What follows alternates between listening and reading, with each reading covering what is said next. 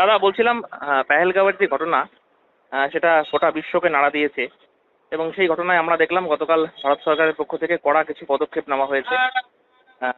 এই বিষয়টা কিভাবে দেখছেন, এই ঘটনা এবং ভারত সরকারের এই যে পদক্ষেপ? অত্যন্ত মর্মান্তিক ঘটনা।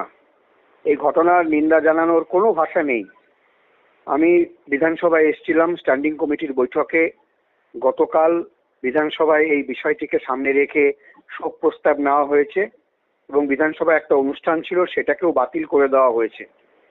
যেভাবে আমাদের ভারতবাসী এবং বিদেশিদেরকেও এই সন্ত্রাসবাদীরা কাশ্মীরে গুলি করে মারল, আবার সেখানে আমরা দেখতে পাচ্ছি যে বিশেষ করে নাম জিজ্ঞেস করে, ধর্ম জিজ্ঞেস করে মারা হচ্ছে। এ ভয়াবহ, এর কোনো নিন্দার ভাষা নেই। কিন্তু এটা আমাদের খুব আশ্চর্য লেগেছে যে এই প্রথম জঙ্গিরা গুলি করবার আগে ধর্ম জিজ্ঞেস করছে। কাশ্মীর এর আগেও রক্তাক্ত হয়েছে, কাশ্মীরে জঙ্গি হামলা হয়েছে, হানা হয়েছে, প্রচুর সাধারণ মানুষ মারা গেছেন, কিন্তু এবারের মৃত্যুটা যেন একদমই অন্যরকম। এখন এই ঘটনা হয়ে যাওয়ার পর অনেকেই হয়তো এই নিয়ে বিভিন্ন উদ্দেশ্য প্রণোদিত কথা বলছেন, হয়তো এর মধ্যে অনেকে রাজনীতিও করছেন, কিন্তু সবকিছুর ঊর্ধ্বে উঠে আমি বলবার চেষ্টা করব এই সময়ে সবাইকে এক থাকা দরকার এবং এই জঘন্য ঘটনার তীব্র প্রতিবাদ করে ভারতবর্ষে জঙ্গি হামলা বন্ধ করবার এখনই ব্যবস্থা নেওয়া দরকার।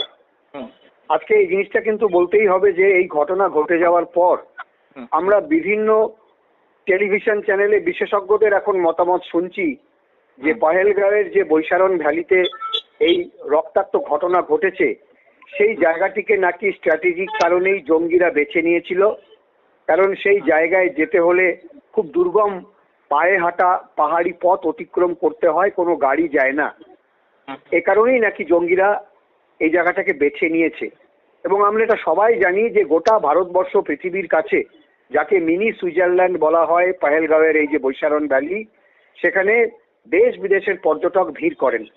তাহলে পরে এরকম একটি স্পর্শকাতর, এরকম একটি পর্যটকদের অন্যতম আকর্ষণের জায়গায় কেন নিরাপত্তা থাকবে না, এটাই ভেবে আমার খুব অবাক লাগছে। আজকে এত মর্মান্তিক ঘটনা ঘটে যাওয়ার পর এই সমস্ত আলোচনা হচ্ছে। আজকে নিশ্চিতভাবে এটার মধ্যে অন্য কিছু ধরবেন না, আমরা এটা আপনাকে বলতে আমি বাধ্য যে আমাদের সবার আশা ছিল যখন জম্মু কাশ্মীর থেকে ৩৭০ ধারার বিলোপ হয়ে গেল, ঐতিহাসিক ঘটনা, তারপর নিশ্চিতভাবে কাশ্মীর জঙ্গি মুক্ত হবে। কিন্তু আমরা যে এখনো কাশ্মীরকে জঙ্গি মুক্ত করতে পারলাম না, এটা আমাদের কাছে